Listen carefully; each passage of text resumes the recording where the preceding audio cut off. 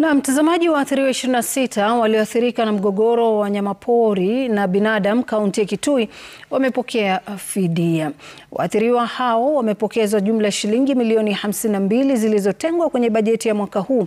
Wizara ya Wanyamapori imesema kwamba itatumia kima cha shilingi milioni 950 kuwalipa watu zaidi humu nchini ambao wameumizwa na kuuawa na wanyamapori kabla ya mwaka 2020.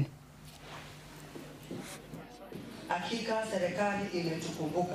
Tunashukuru PS na wote. Inasema Kitui County Human Wildlife Compensation. We are going to push so that we have all the pending bills for compensation paid, and we promise by 2027 that all those bills will be paid. So we ask the Mwananchi to bear with us and to bear with the government, and we are very sorry for keeping you for long as we process the money for you. Na kama inawezekana serikali iangalie mwananchi na wanyama wa pori.